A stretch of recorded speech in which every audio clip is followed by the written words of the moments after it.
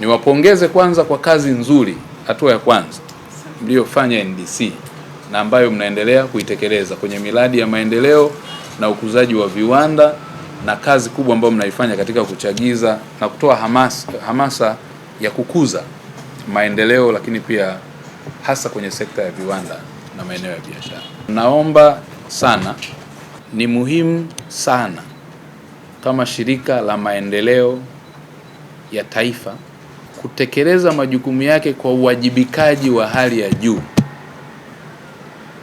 na kwa kasi inayotakiwa ili kufikia malengo yaliyokusudiwa ya taifa. Kwa sababu kusema shirika la maendeleo ya taifa ni maendeleo katika kila kitu. That's the aspect, ndicho cha kwanza kinachokuja. Kwa kama hatuendelei, tutawauliza nyinyi kwa nini hatuendelei. Tufanye kazi tuliopewa na nani? Na Mheshimiwa Rais. Sio mpaka uwape kwa Mheshimiwa Rais ndio ujume unafanya kazi yake. Kitendo cha kufanya kazi, wewe ni mtumishi wa Jamhuri ya Muungano wa Tanzania, uko chini ya nani? Ya Rais. Tumsaidie, tusaidiane, tulisaidie taifa, si ndio ndugu zangu? Kila mmoja anayo nafasi. Kwa hiyo hilo jambo la kwanza, uwajibikaji, uadilifu na uaminifu ni sehemu mojawapo, si ndio ndugu zangu?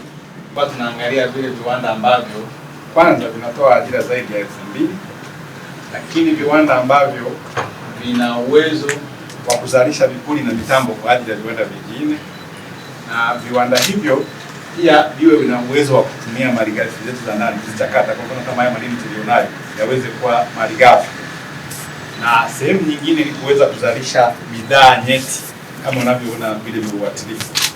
Sasa baada ya kuwa tumemaliza issue ya sera, lazima tuwe na institution framework ambayo inaweza kubeba hayo maono ya sera. Kwa hiyo hatua inayoendelea sasa hivi tunaanza sasa kuangalia ile taasisi yetu, kuiweka katika mtazamo wa kisasa ambao unaweza kubeba maono hayo. Kwa hiyo Mheshimiwa Waziri, ni kwamba kwa mtazamo huo wa dira 2050 ambayo inataka kuleta mabadiliko ya uchumi wa viwanda, lakini vile ilikuwa maono ambayo tumeweka kwenye sera ya maendeleo endelevu ya viwanda, lazima hatuwezi kwenda huko kama tena na hivi viwanda vya kawaida. Lazima tuwe na viwanda hivyo vya kimkakati ambayo ni kama miradi hiyo ambayo maioni inatajwa ya Chuchuma, Liganga, Katewaka na mingine. Kwa hiyo ili tuweze sasa kuwa na maono hayo yaweze kubebwa, lazima tu reform NDC uweze kuwa na hali hiyo.